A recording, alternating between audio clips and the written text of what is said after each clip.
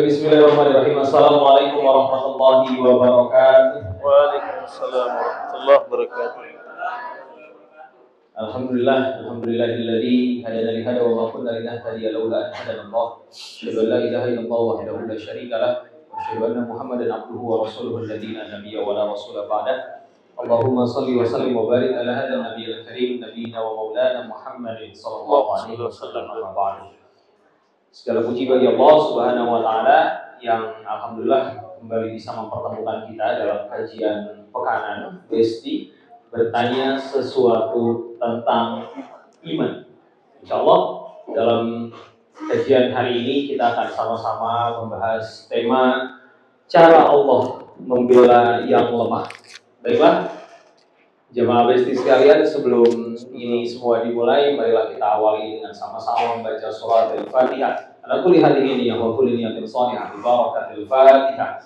A'udzu billahi minasy syaithanir rajim. Bismillahirrahmanirrahim. Alhamdulillahi rabbil alamin. Ar-Rahmanir Rahim. Maliki yaumiddin. إياك نعبد وإياك نستعين اهدنا الصراط المستقيم صراط الذين أنعمت عليهم غير المغضوب عليهم ولا الضالين. Mudah-mudahan menjadi keberkahan untuk kita sekalian. Baiklah hadirin sekalian, dalam tema yang akan kita bahas hari ini tentang cara Allah dalam membela yang lemah, maka fakir jadi teringat satu buah ayat yang difirmankan oleh Allah Subhanahu wa taala di dalam Quran surat An-Nisa ayat 75 yang berbunyi A'udzubillahi minasyaitonir rajim wa ma lakum la tuqatiluna fi sabilillahi wal mustad'afina minar rijali wan nisa wal wildani alladziina yaquluna rabbana akhrijna min hadhihi al-qaryati adh-dhalimi ahluha waj'al lana min ladunka waliyya waj'al lana min ladunka nasira.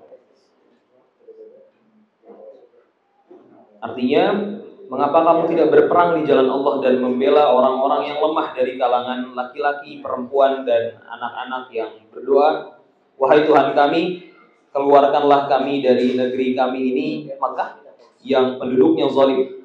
Berikanlah kami perlindungan dari sisimu dan berilah kami penolong dari sisimu. Ini ayat yang akan membuka kajian kita pada kesempatan hari ini. Dari itu, Besti ini kembali sebuah kajian yang berbasis pada pertanyaan dari pertanyaan yang sudah disiapkan oleh tim redaktur kami. Dari itu kita akan sama-sama melihat pertanyaan yang pertama.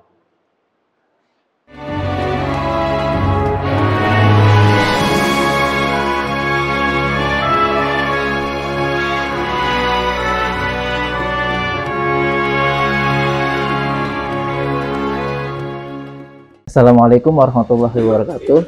Ustadz, izin bertanya, beberapa hari ini hingga detik ini kita sama-sama menyaksikan kebiadaban Zionis Israel menyerang Palestina dengan segala kekuatan militernya. Ustadz, apakah ada kewajiban bagi umat muslim untuk membela Palestina? Dan hukumnya apa seandainya kita tidak menjalankannya? Assalamualaikum warahmatullahi wabarakatuh.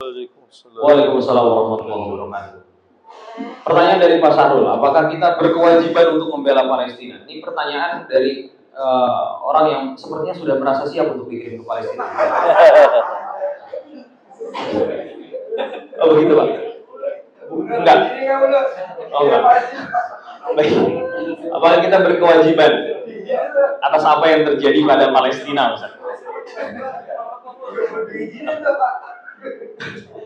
Apakah kita berkewajiban untuk membela Palestina dengan atas apa yang segala macam bentuk kezaliman yang terjadi di Palestina begitu Ustaz? Baik, boleh dijawab. Bismillahirrahmanirrahim. Alhamdulillahirabbil alamin wassalatu wassalamu ala nabiyina Muhammad khatamil anbiya'i wal mursalin wa ala alihi wa sahbihi ajma'in. Bapak Ibu sekalian, rekan-rekan yang dimuliakan Allah Subhanahu wa taala, sebelumnya saya mohon maaf atas keterlambatan pada siang hari ini. Kemudian terima kasih tadi atas pertanyaan yang disampaikan. Apakah kita punya kewajiban untuk membela Palestina? Tentu kita punya kewajiban. Karena sebagai seorang muslim, terlebih lagi saat ini Palestina diperangi, saat ini Palestina dijajah, begitu ya. Bahkan saat ini yang terjadi di Palestina itu adalah genocide, jadi pembunuhan massal. Dan hari ini kaum muslimin yang ada di Palestina melakukan perlawanan, apa yang kita sebut dengan jihad fi sabilillah. Mereka berperang di jalan Allah Subhanahu wa taala. Jadi siapapun yang tinggal di Palestina hari ini punya kewajiban untuk berjihad. Nah, hadirin sekalian, terkait dengan jihad ini sangat menarik karena memang hukum aslinya itu adalah fardu kifayah. Jadi fardu kifayah kan. Jadi kewajiban yang bisa diambil sesuai dengan kadar kecukupan. Tapi kemudian fardu kifayah ini bisa menjadi fardu ain. Ya, dengan situasi dan kondisi tertentu.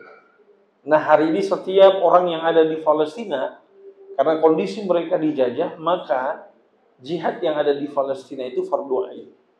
Wabil khusus bagi mereka yang hari ini berada di Palestina. Wabil khusus bagi mereka yang hari ini ada di tepian barat dan juga Gaza dan sekitarnya. Lalu bagaimana dengan kita? Kita punya kewajiban untuk membantu mereka, untuk membela mereka. Sebab Rasulullah SAW dalam sebuah hadis dikatakan bahwa barang siapa yang dia setidaknya kalau dia berjihad, jadi kalau dia kemudian tidak mampu untuk berjihad tapi dia menyiapkan perbekalan untuk berjihad atau membantu ya, para mujahidin ya, dengan apa yang dimilikinya, maka dia akan mendapatkan pahala dari Allah Subhanahu wa taala. Nah, oleh karenanya hari ini Palestina dijajah, begitu ya. Kita punya kewajiban untuk membela Palestina. Dengan apa? Dengan yang kita miliki. Apa yang kita miliki? Kalau kita punya doa, kita sampaikan doa kita. Kalau kita punya logistik, ada harta dan lain sebagainya yang kita miliki, kita berikan untuk mereka. Karena mereka sangat membutuhkan bantuan kita. Lalu bagaimana dengan jiwa kita? Pun juga demikian. Tapi nampaknya hari ini belum secara masif gitu ya, dibutuhkan kehadiran para mujahidin dari berbagai negara yang lain. Karena sampai hari ini dari apa yang saya cermati, sebetulnya mujahidin yang ada di Palestina, yang ada di tepi barat, yang ada di Gaza, yang ada di Khan Yunis dan lain sebagainya, mereka itu sebetulnya sudah cukup untuk menghalau Zionisme Israel. Bahkan kalau dalam hitung-hitungan perangnya sebetulnya Israel itu sudah kalah. Cuma kan di backup oleh Amerika Serikat, oleh Inggris, oleh Kanada. Jadi ini yang membuat mereka nampaknya kuat. Tapi sebetulnya dari pertempuran-pertempuran yang ada, sebetulnya mereka kalah. Jadi kembali kepada apa kewajiban kita? Kita punya kewajiban. Ya. Setidaknya kita punya kewajiban untuk mendoakan mereka.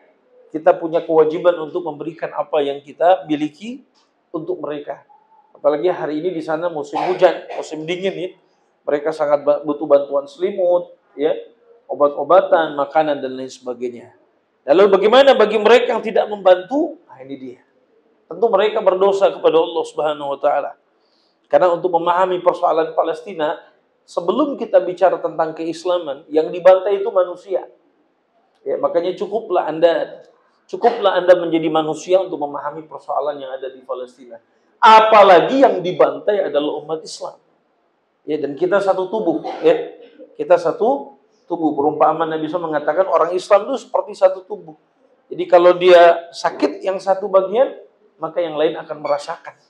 Bahkan sampai demam dan tidak bisa tidur. Terakhir ada hadis Nabi SAW yang mengatakan, "Man lam yahtab bi amril muslimina falaysa minhum." Barang siapa yang tidak peduli dengan nasib, dengan urusan kaum muslimin, maka dia bukan bagian dari golongan mereka. Allahu a'lam bishawab. Baik, jazakallahu khairan Ustaz. Jawaban atas pertanyaan yang pertama. Jadi begitu, Pak Sahrul. Jadi kalau Pak Sahrul pengen inisiatif itu berangkat gitu ya, misalkan ikut kapal yang berangkat ke Palestina, nangkring itu di bawah rodanya kalau diangkat. Masya Allah. Jadi kita berkewajiban membela Palestina dalam bentuk apapun, sekalipun misalkan ada keterbatasan secara pembelaan dalam bentuk fisik gitu saja. Yang pasti kita berkewajiban dengan apapun caranya kita bela kaum rumah saudara-saudara kita yang tertindas di Palestina. Baik, kita langsung beranjak pada pertanyaan yang kedua, silakan.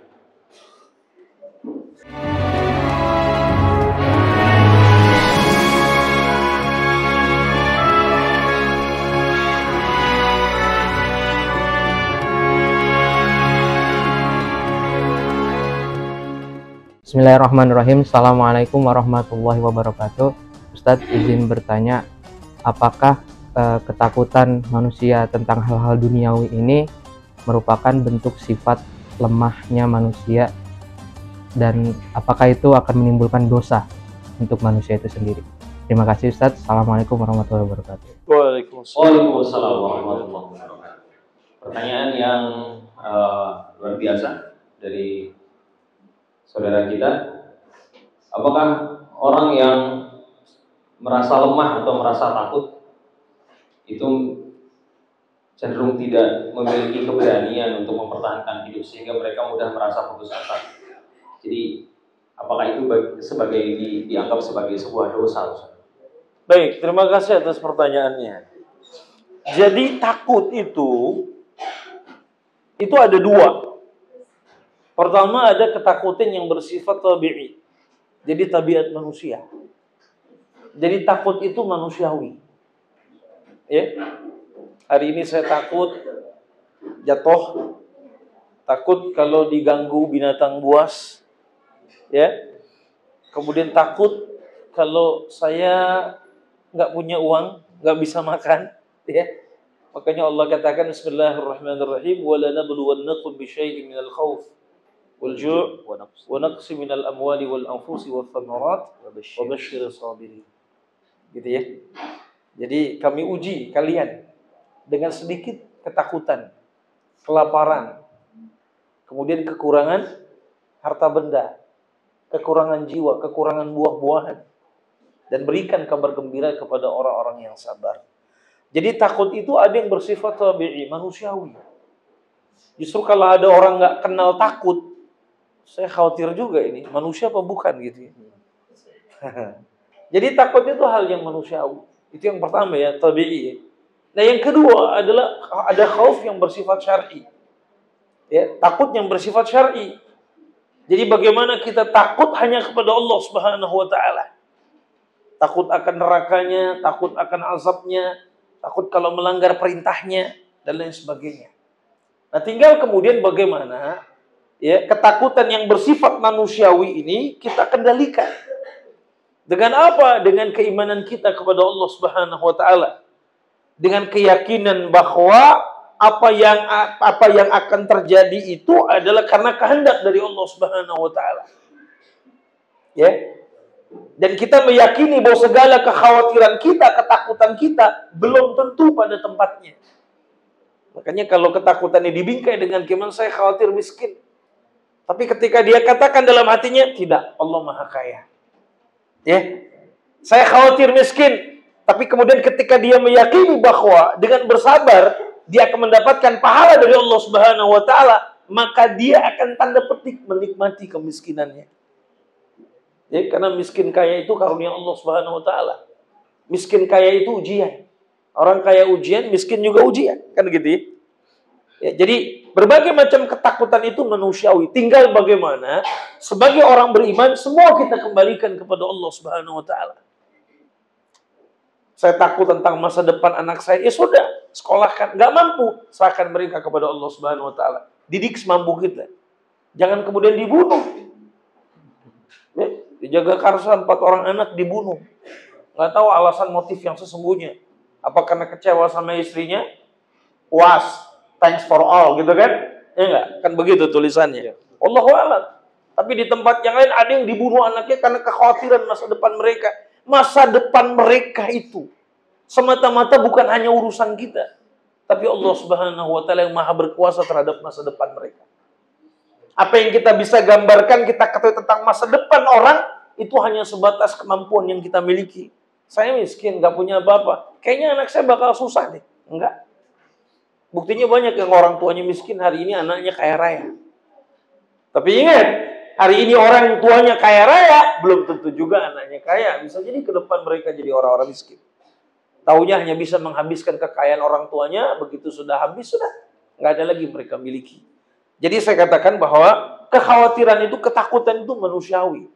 Nah, masalahnya kan kita orang-orang beriman. Kita punya Allah Subhanahu wa taala. Allah yang akan membantu kita, Allah yang akan menolong kita, Allah yang akan menyelamatkan kita. Makanya oleh karena pastikan bahwa dalam kondisi apapun kita selalu terkoneksi dengan Allah Subhanahu wa taala. Dengan berbagai macam ibadah, dengan berbagai macam ketaatan kita kepadanya. Allahu a'lam. Tadi ada pertanyaan lanjutan, Ustaz. Jadi seperti misalkan kita takut dalam membela sebuah kebenaran, menyuarakan kebenaran misalkan.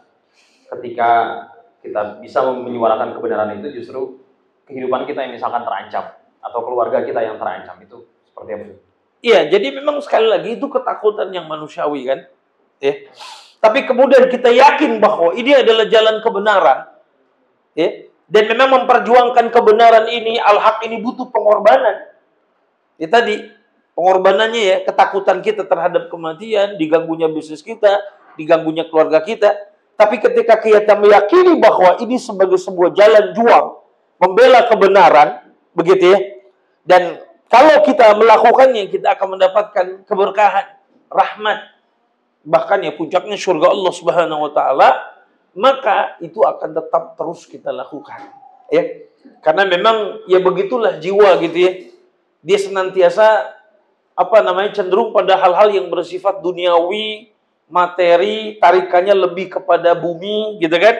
Kadang-kadang, mohon maaf, dia seringkali mendebat kita. Kita udah yakin mau membela kebenaran, siap berjuang, tiba-tiba ada apa? Muncul rasa kecut, muncul rasa pengecut.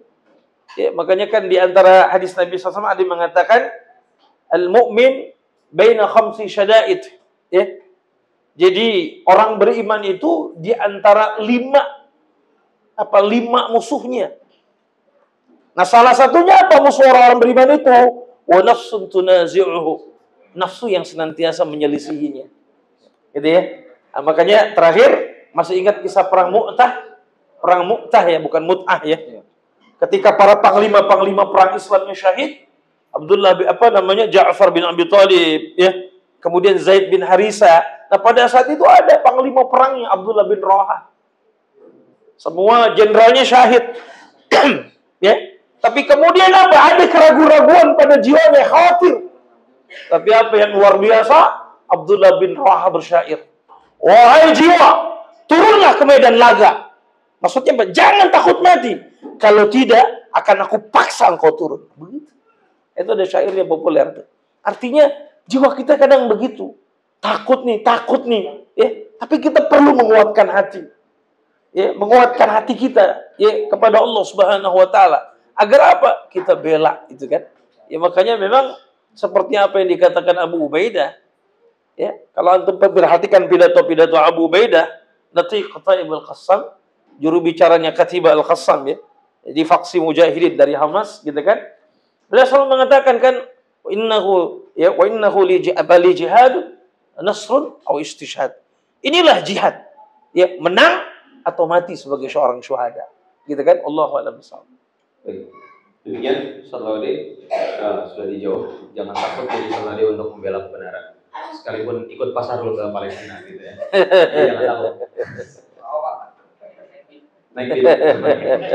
Naik beat. Ya. Ya, baik. Kita langsung beranjak pada pertanyaan yang ketiga.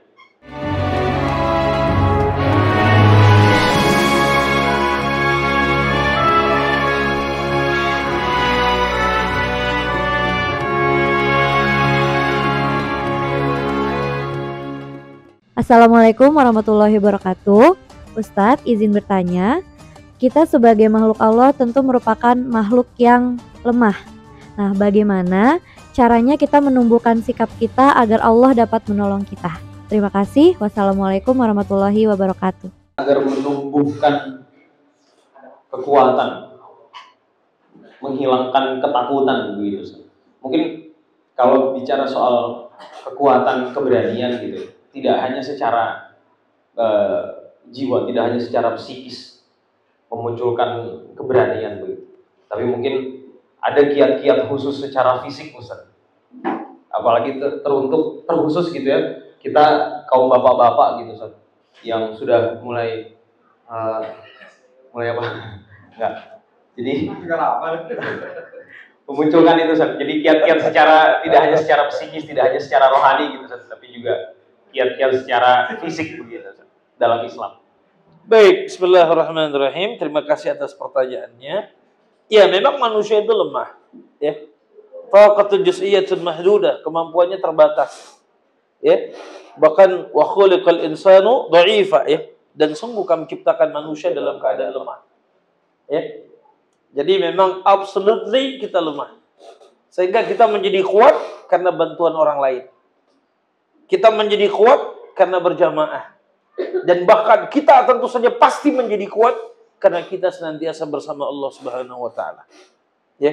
Lalu bagaimana agar kita kuat? Sebetulnya kuat itu kan kita dalam perspektif apa melihatnya?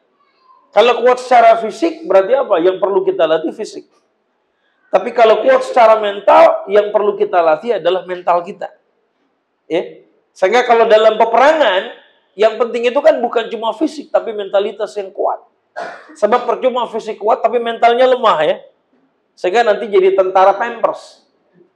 Ya, maju ke medan perang, tapi pakai Pampers, pakai diapers gitu ya. Nah, bagaimana agar kita kuat? Ya, dalam pengertian secara umum ya. Kita tidak menjadi lemah, tentu ini kembali kepada persoalan ruhiyah. Kita akan kuat kalau kita bersama dengan Allah Subhanahu wa taala. Ya, oleh karenanya kuatkan ruhiyah, kuatkan mentalitas kita dengan senantiasa quwwatusillah billah, menguatkan hubungan kita dengan Allah Subhanahu wa taala. Sebab orang yang punya kekuatan hubungan dengan Allah Subhanahu wa taala, maka secara mentalitas dia akan kuat dan dia akan bisa mengarungi kehidupan yang penuh dengan ujian ini. Iya, orang miskin nggak punya apa-apa, tapi kalau mentalitas dia kuat, dia akan bertahan. Maka kita tanya, apa yang membuat Anda kuat? Karena saya punya Allah Subhanahu wa taala. Allah yang menguatkan saya. Allah yang meyakinkan saya. Bahwa artinya apa? Susahnya saya hidup di dunia ini, mudah-mudahan di akhirat saya mendapatkan kebaikan yang besar di sisi Allah Subhanahu wa taala. Gitu ya. Nah, jadi bagaimana menguatkannya? Ya secara umum. Gitu ya. Yang kita kuatkan itu adalah hubungan kita dengan Allah Subhanahu wa taala sebagai orang-orang yang beriman. Ya. Karena persoalan hari ini kan kenapa ada orang nggak kuat? Masalahnya apa? Yang pertama kali yang kena itu mentalitasnya. Mental. Nah, barulah kemudian kita bicara tentang kekuatan fisik, kekuatan logistik, kekuatan pemikiran, ya. Jadi ada kuwatul ruhiyah, kuwatul fikriyah, kuwatul jismiyah, banyak aspek-aspek kekuatan. Nah, kalau kuwatul ruhiyah tadi kuatkan hubungan dengan Allah Subhanahu wa taala. Kalau kuwatul fikriyah banyak membaca, banyak belajar. Kalau kuwatul jismiyah berolahraga, istirahat yang cukup, makan makanan yang bergizi. Ya. Jangan nasi tempe. Nah, gitu kan? Lemah secara fisik, gitu ya. Jadi nasi tempe, sekali-sekali nasi pakai daging, nasi pakai ikan, gitu kan, secara fisik. Ya. Tapi ada orang yang fisiknya lemah, tapi karena kekuatan spiritualnya melimpah, orang tetap menyebutnya dia orang yang kuat, yang hebat. Sebagai contoh, kita ambil yang paling mudah, Syekh Ahmad Yasin. Syekh Ahmad Yasin itu pendiri Hamas, bapak spiritualnya Palestina. Ya, sehari-hari hidup di atas kursi roda. Bahkan suaranya juga harus dipasangin alat supaya agak ada alat ini. Agar suaranya bisa agak terdengar. Kalau nggak ada suaranya. Tapi luar biasa kan. Bagaimana pesonanya, karismanya menyedot ratusan ribu jutaan manusia yang ada di Palestina bahkan di luar Palestina. Kenapa? Karena kekuatan spiritualnya yang melimpah. Padahal fisiknya lemah. Kok bisa orang yang di atas kursi roda menjadi target to be number one, wanted, gitu kan? Orang nomor satu yang harus dibunuh oleh Israel dan sekutu-sekutunya. Makanya beliau syahid kan? Dirudal, habis selesai sholat subuh, dirudal sampai kursi rodanya hancur, jasad beliau juga hancur, bersama dengan anak dan beberapa ajudannya. Beliau syahid insya Allah. Jadi ini ya. Jadi gimana Ustaz agar kita kuat? Kita kuat bersama Allah Subhanahu wa taala. Apapun yang kita hadapi dalam hidup ini, kalau kita senantiasa yakin bahwa Allahu ma'i, Allahu ma'i, Allahu ma'i, Allahu ma'ana, Allah bersama saya, Allah bersama kita insya Allah. Tidak ada yang perlu kita takuti dalam hidup ini. Karena kita bersama dengan zat yang maha kuat, yang maha perkasa, zat yang maha kaya. Apalagi yang kita takuti? Kalau kita bersandar kepada manusia, manusia yang lain juga lemah. Ya, kita bersandar dengan orang kaya, kita bersandar dengan orang pintar, mereka juga manusia biasa. Tapi ketika kita bersandar dengan zat yang maha kuat, zat yang maha kaya, Masya Allah, nggak ada yang bisa mengalahkan kita. Boleh jadi tubuh kita hancur, ya, mungkin kita nggak punya uang, tidak punya logistik, tapi keimanan kita menjadikan kita kuat dan menjadikan kita punya nilai yang mulia, yang besar di sisi Allah Subhanahu Wa Taala. Allahu a'lam bishawab. Artinya kita harus mempertebal kekuatan ruhiyah terlebih dahulu gitu, sebelum mempertebal kekuatan fisik gitu, Pak Didi. Jadi mungkin kita bisa kalah dengan negara-negara manapun di Liga Sepak Bola, tapi belum tentu kita kalah dari negara manapun di Liga Dangdut. Baik, berikutnya kita beranjak pada pertanyaan berikutnya. Silakan.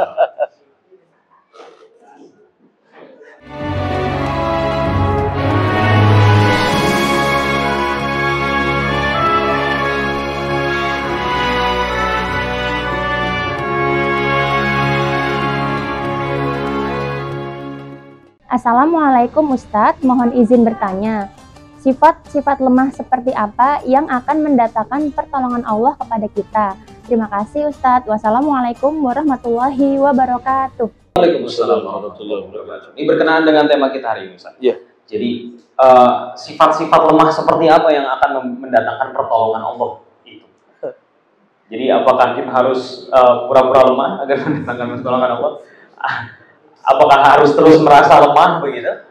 Artinya kelemahan-kelemahan seperti apa nih yang akan kemudian mendatangkan pertolongan Allah itu, Ustaz? Baik, bismillahirrahmanirrahim. Memang tidak mudah untuk mendefinisikan kelemahan apa yang membuat kita kemudian ditolong oleh Allah Subhanahu Wa Taala. Sebab seorang ulama juga pernah mengatakan adhaful jarimah. Adhaful jarimah. Kelemahan itu sebuah kriminalitas. Ada seorang ulama mengatakan, lemah itu sebagai sebuah kriminalitas. Sebagai sebuah kesalahan kira-kira. Lemah itu sebagai sebuah kriminalitas, dhaful jarimah. Ya. Jadi kita perlu renungkan lagi kenapa dhaful jarimah. Ya. Jadi lemah itu sebagai sebuah kesalahan lah kira-kira, kejahatan. Ya. Ini dalam konteks ketika kita punya kekuatan tapi kemudian apa? Kita melemahkan diri kita. Ya. Kita punya kemampuan untuk melawan, tapi kemudian kita tidak lakukan. Ya. Kita kemudian punya kemampuan untuk berusaha, tapi itu tidak kita lakukan. Ya. Nah makanya sebetulnya yang mendasar adalah bahwa kita diperintahkan untuk senantiasa bekerja, beramal, ya. Dan menjadi tuntutan sebagai seorang mukmin bahwa setiap mukmin idealnya menjadi pribadi-pribadi yang kuat. Itu dulu. Jadi kita jangan ngomong lemahnya dulu.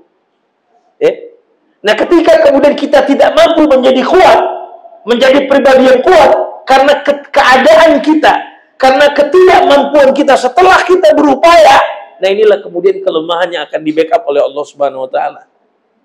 Makanya kan dalam hadis dikatakan, al-mu'minul qawiyyu khairun wa ahabbu ilallahi minal mu'minina dhaif. Mukmin yang kuat itu lebih baik dan lebih dicintai oleh Allah Subhanahu Wa Taala daripada mukmin yang lemah. Nah, ini hadisnya nih. Kenapa? Karena mukmin yang kuat itu secara umum saja, secara kasat mata, orang kalau jadi orang beriman, dia kuat secara fisik, kuat secara pemikiran, kuat secara ruhiyah, ini tentu akan diuntungkan. Dia akan mendapatkan benefit pahala yang besar dari Allah Subhanahu Wa Taala. Karena kalau orang kuat misalnya secara fisik, dia akan mampu melaksanakan ibadah lebih banyak daripada mukmin yang lemah. Gitu ya. Nah, jadi lemah ini adalah merupakan satu kondisi. Makanya kelemahan seperti apa yang akan dibantu oleh Allah Subhanahu Wa Taala? Kelemahannya memang setelah kita berikhtiar maksimal, ya, dalam kehidupan kita, dan ternyata kita masih tidak mampu dan tidak bisa berbuat apa-apa dan tidak berdaya, kelemahan itu yang akan dibantu oleh Allah Subhanahu Wa Taala. Misalnya hari ini, ya, setelah berupaya semaksimal mungkin Palestina Coba, mereka tidak berdaya. Arab tidak dukung, dunia Islam bungkam. Ya, dunia juga seakan-akan tidak berbuat apa-apa. Dan mereka rasanya lemah. Mereka dalam kondisi yang lemah kan gitu ya. 2,3 atau 2,2 rakyat Gaza dibombardir. Ini kan kondisi yang lemah ya. Tapi kemudian Allah Subhanahu wa taala membantu mereka, menolong mereka dengan apa? Dengan caranya. Mujahidinnya bersatu walaupun jumlah yang sedikit. Tapi ingat, kalau dalam teori perang dalam Islam, jumlah itu bukan jaminan menang. Karena ayatnya jelas, kam min fi'atin qalilatin ghalabat fi'atan katsiratan biiznillah. Berapa banyak golongan yang sedikit, yang kecil itu mampu mengalahkan golongan yang besar, yang banyak dengan seizin Allah Subhanahu wa taala. Artinya apa? Dia kuat dengan izin Allah. Gitu ya. Jadi kelemahan apa yang akan Allah bantu? Kelemahan bukan yang kita buat-buat.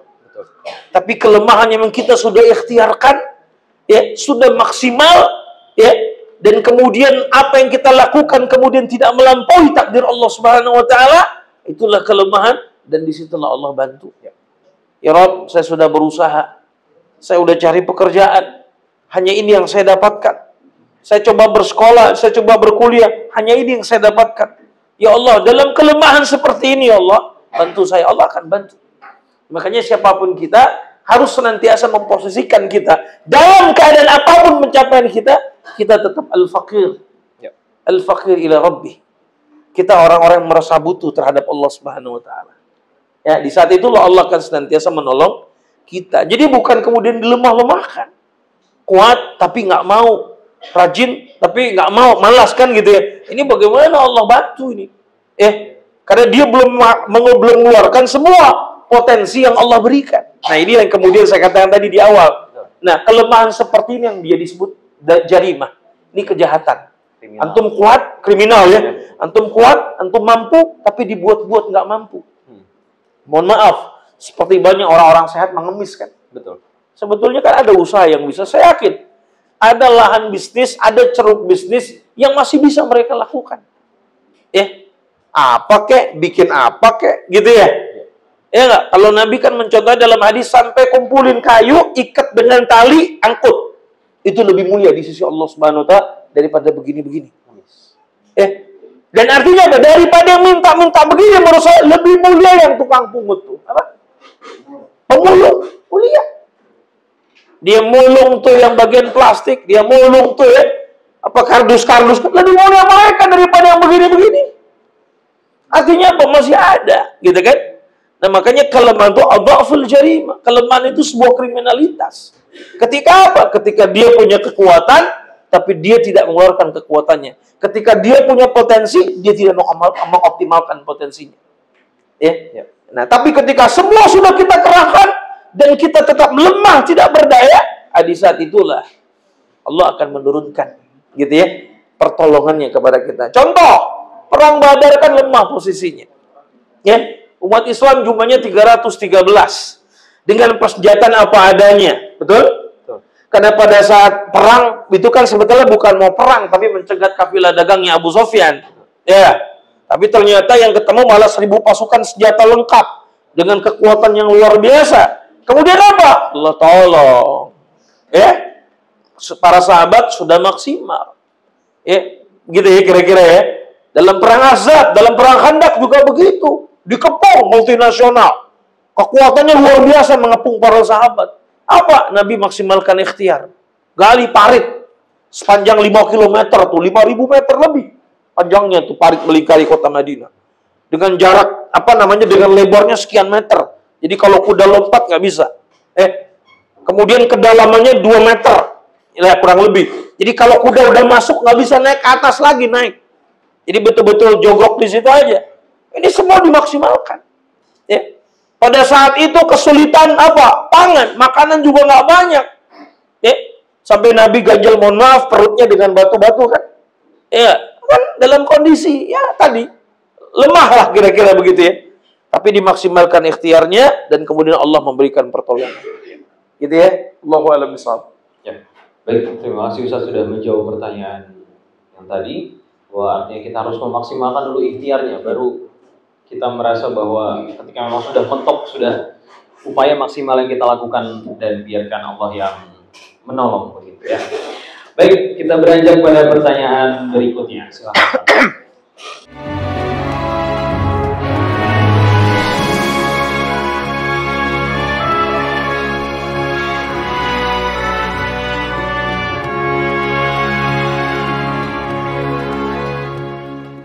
Assalamualaikum warahmatullahi wabarakatuh. Ustadz izin bertanya, mengapa Allah harus membela yang lemah dan apa untungnya bagi Allah? Serta lemah di sini seperti apa konteksnya Ustadz? Terima kasih. Wassalamualaikum warahmatullahi wabarakatuh. Pertanyaan filsafat sebenarnya.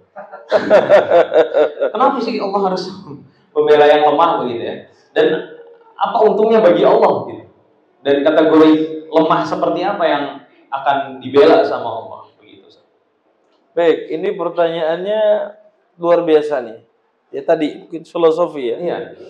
Kalau pertanyaan terkait dengan hukumnya bagi Allah, kita nggak bisa memastikan terkait hukum itu kepada Allah Subhanahu wa taala karena Allah yang menciptakan hukum. Gitu ya. Dan satu hal, saya lupa ayatnya itu ya, bahwa Allah tidak berhak ditanya dengan atas apa yang dilakukannya. Gitu ya. Allah tidak berhak untuk ditanya atas apa yang dilakukannya. Akan tetapi kitalah yang akan ditanya oleh Allah Subhanahu wa taala. Jadi apapun yang Allah lakukan itu terserah Allah. Ya. Tapi kan ada ayat yang mengatakan wa kana haqqan 'alaina nasrul mu'minin. Dan telah menjadi kewajiban bagi kami untuk menolong orang-orang yang beriman. Nah, gitu kan? Nah, jadi telah menjadi kewajiban bagi kami.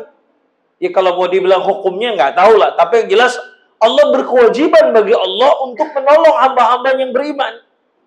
Berarti apa? Kalau hamba itu kaya, dia mukmin, mungkin Allah tolong, tergantung apa kasusnya gitu kan. Tapi kalau hamba itu lemah, pasti Allah tolong. Kenapa? Karena kewajiban.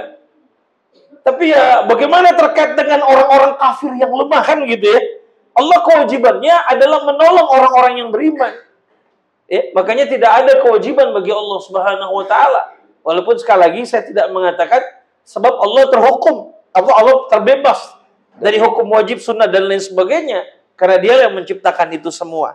Akan tetapi kan ayat ini menjelaskan seakan apa kan Allah itu betul-betul wajib dan harus menolong orang-orang mukmin.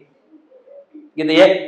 Jadi artinya apa? Kalau dia lemah, dia beriman, Allah akan bantu. Tapi kalau lemah atau kafir, Allahu a'lam. Ya kan? Apakah kemudian berkewajiban atau tidak? Gitu ya. Tapi yang jelas, ya orang yang lemah, orang-orang beriman, maka dia akan dibantu oleh Allah Subhanahu wa taala. Bahkan ada hadis kan yang mengatakan innama turhamuna wa tunsaruna wa turzaquna bi du'afaikum ya.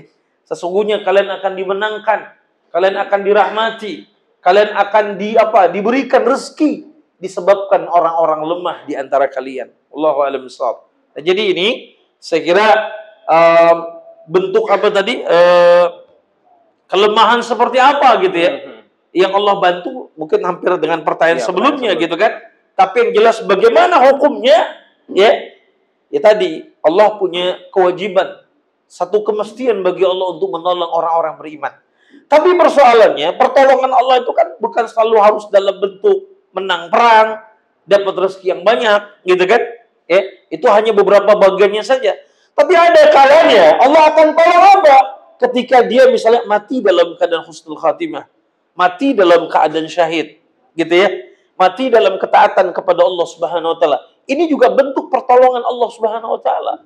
Allah menolong hambanya. Makanya ada orang saleh, ya, kemudian lagi saat puncak kesolehannya dan sebentar lagi bahkan dia akan mendapatkan amanah-amanah penting berikutnya, tiba-tiba Allah wafatkan. Siapa? Bisa jadi. Maknanya apa? Allah tolong dia. Supaya dia ke depannya bisa jadi Allah alam dia tidak larut dalam berbagai macam kemaksiatan. Sehingga Allah cukupkan di samping itu memang menjadi takdir Allah Subhanahu wa taala. Cuma orang kan suka bilang begitu. Ya Allah orang baik meninggal. Bisa jadi kan? Kita nggak tahu. Kalau dia dipanjangkan hidupnya oleh Allah Subhanahu wa taala, boleh jadi dia akan terpesona dengan berbagai macam godaan-godaan lainnya. Tapi kemudian Allah wafatkan dia. Di samping itu ada takdirnya, ajalnya, tapi Allah menyelamatkannya dari berbagai macam fitnah yang akan terjadi di masa-masa yang akan datang. Makanya kan contoh ya, fitnah itu kan cukup banyak ya dalam hidup ya.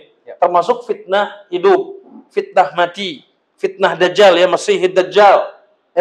Bahkan kalau kata ulama-ulama akhir zaman ya, yang biasa memberikan kajian-kajian akhir zaman, itu nanti fitnah terbesar di akhir zaman itu fitnah dajjal. Karena banyak orang yang punya iman, punya sekuat apapun imannya, banyak di antara mereka yang runtuh ketika berhadapan dengan dajjal. Bahkan tidak sedikit mereka yang kemudian pada akhirnya mengakui bahwa dajjal itulah sebagai Tuhannya. Waliyazubillah. Nah sehingga sampai-sampai ada orang yang hidup di masa itu, dia mengatakan begitu dia lihat kuburan, dia katakan, andai seandainya aku mati lebih dulu seperti mereka, tentu aku akan selamat dari fitnah seperti ini. Jadi di masa itu ada orang yang masih hidup, lebih baik mati gitu, kira-kira begitu. Allahu a'lam, saya kira itu ya. Terkait dengan hukumnya kita tidak bisa tanyakan itu, tapi yang jelas Allah sendiri mengatakan wajib bagi ya Allah Subhanahu wa taala untuk menolong orang-orang yang beriman. Tapi seperti apa bentuk pertolongannya? Saya kira ini sangat beragam gitu ya. Allahu a'lam bishawab. Ya. Baik. Mudah-mudahan bisa menjawab pertanyaan filsafatis yang tadi Miss ditanyakan begitu, dan tadi ada pertanyaan yang sedikit menggelitik gitu. Apa gunanya bagi Allah untuk menolong orang yang lemah? Ya. Baik, tidak ada gunanya sebetulnya bagi Allah Subhanahu wa taala. Jadi artinya apa? Jadi begini, ini jawabannya juga agak filosofis ya. Saya kira, antum beriman atau tidak itu tidak akan pernah mengganggu kemuliaan Allah Subhanahu wa taala. Betul kan? Seluruh penduduk bumi beriman itu tidak akan pernah menambah kemuliaan Allah Subhanahu wa taala. Seluruh penduduk bumi kafir itu tidak akan pernah mengurangi kemuliaan Allah Subhanahu wa taala. Seluruh penduduk bumi ini kaya tidak akan pernah mengurangi kekayaan Allah Subhanahu wa taala karena Allah Maha Kaya. Begitu kan? Ketika seluruh penduduk bumi ini tidak kaya, miskin pun juga tidak akan mengurangi atau kan apa istilah lainnya, kemahakayaan Allah Subhanahu wa taala. Ya dia seperti itulah Jalla wa Ala. Ya kan? Jadi itu. Jadi orang kaya dengan orang miskin dibilang enggak ada pentingnya buat Allah Subhanahu wa taala. Karena pada hakikatnya Allah enggak butuh kita. Kita yang butuh Allah Subhanahu wa taala, betul kan? Allah enggak butuh kita kok. Apakah dengan ketaatan kita Allah butuh ketaatan kita? Enggak. Kan jelas. Gimana bunyi ayatnya itu? Ya, wa man syakara fa inna ma yashkuru li nafsi wa man kafara fa inna rabbi ghaniyun 'anil alamin ya. Mana reaksinya? Ini contoh aja. Barang siapa yang bersyukur, sesungguhnya syukur itu untuk dirinya sendiri. Kita maknailah syukur secara umum ya, dengan berbagai macam putra. Barang siapa yang kafir, maka kafirnya juga nggak akan berkurang. Jadi Allah itu Maha Kaya, terpuji. Jadi yang lemah itu ya begitu. Apa? Nggak ada benefitnya buat Allah Subhanahu wa taala. Menolong orang lemah apa implikasinya? Orang lemah ini juga makhluk Allah Subhanahu wa taala, ciptaan Allah ya. Akan tetapi Allah itu begitu ya, tentu saja dia akan menolong hamba-hamba yang lemah, yang terzalimi. Kenapa? Karena dia punya sifat Ar-Rahman Ar-Rahim, yang Maha Pengasih lagi Maha Penyayang. Nah sifat pengasih dan penyayang inilah yang membuat dia akan membantu hamba-hambanya yang lemah. Akan menolong hamba-hambanya yang duafa, gitu kan? Nah, jadi itu hadirin sekalian. Jadi buat Allah, ya boleh dikatakan sih nggak ada urusannya sebetulnya. Nggak ada gunanya, gitu kan? Bahkan Allah matikan kita semua, ya kemudian Allah hancurkan kita semua, lalu Allah ciptakan makhluk yang lain, mudah bagi Allah kan? Kita kan makhluknya namanya manusia kan? Allah ciptakan aja makhluk yang lain. Kita nggak tahu. Yang jelas bukan jin, bukan manusia, Allah ciptakan makhluk yang lain. Allah Maha berkuasa. Allahu a'lam bishawab. Itu tadi sedikit menjawab pertanyaan dari apa yang sudah ditanyakan. Hadirin sekalian, jamaah besti sekalian, kita sudah berada di penghujung acara. Pertanyaan demi pertanyaan sudah dijawab oleh narasumber kita pada kesempatan hari ini. Maka dari itu, alhamdulillah sudah masuk waktu asar.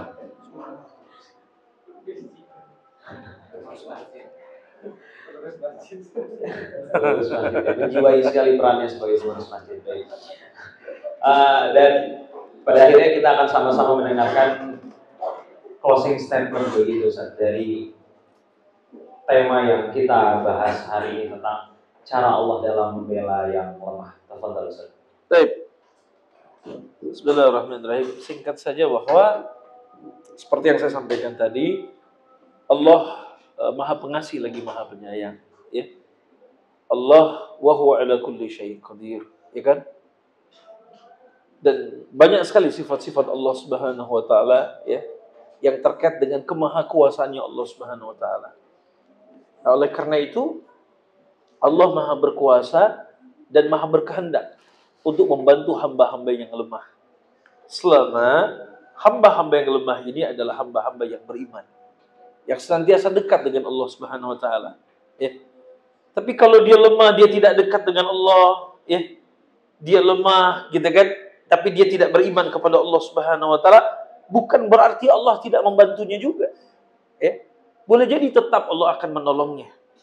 Tapi dia tidak diberikan rahmat oleh Allah Subhanahu wa taala. Hanya semata-mata pertolongan saja. Dia dibantu atas masalah yang dihadapinya. Karena sekali lagi, kenapa dia bisa dibantu walaupun dia kafir? Karena Ar-Rahman Ar-Rahim. Ya. Boleh jadi karena rahmannya Allah. Ya. Tapi bagi orang-orang beriman, dia akan mendapatkan rahman dan rahimnya Allah Subhanahu wa taala. Ya. Makanya kita pastikan kita sebagai seorang mukmin dalam kondisi lemah, kalau kita ingin senantiasa mendapatkan pertolongan dari Allah Subhanahu wa taala, pastikan dalam kelemahan kita senantiasa tetap terhubung dengan Allah Subhanahu wa taala. Sehingga tidak ada alasan, kira-kira begitu bahasanya, bagi Allah Subhanahu wa taala untuk tidak membantu kita, karena kita sudah lemah dan kita hamba yang beriman, ya. Kira-kira berapa kali itu alasan lah bagi Allah Subhanahu wa taala, walaupun sekali lagi Allah Maha berkuasa, Allah Maha berkehendak, gitu ya. Allahu a'lam bishawab. Baik, jazakumullah khairan katsiran kepada Ustaz Said Al-Khalid yang sudah menyampaikan, menjawab pertanyaan demi pertanyaan, dan Al-Fakir teringat dengan salah satu kepenggal ayat Allah, Ustaz, yang Allah pernah berfirman, wala tayasu min ruhillah, dan janganlah kau berputus asa dari rahmat Allah. Sekalipun kelemahan demi kelemahan, kesakitan demi kesakitan, ketidakkuatan demi ketidakkuatan yang melanda dalam setiap problematika masalah hidup kita, pastikan bahwa kita senantiasa menghadirkan Allah di setiap sisinya, begitu. Iya. Mungkin ada satu kata kunci terakhir, satu kata pamungkas lah dari seorang ulama, ya, yang pernah saya baca, pernah saya hafal. Na'taqidu annana, ya, na'taqidu bainana wa bainan najah illa hadzal ya's. Ya, sesungguhnya kami sangat meyakini bahwa batas antara kita dengan kejayaan, kita dengan kesuksesan itu adalah keputusasaan. Jadi selama kita tidak berputus asa dalam hidup ini, insya Allah kita akan jaya, kita akan menang, kita akan sukses. Ya, na'takhilu bainana wa bainan najah illa hadzal ya's. Ya, jadi yang membatasinya adalah keputusasaan.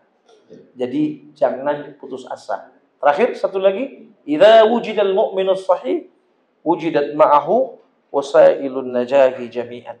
Apabila terdapat seorang mukmin yang benar, maka akan ada bersamanya seluruh jalan menuju keberhasilan.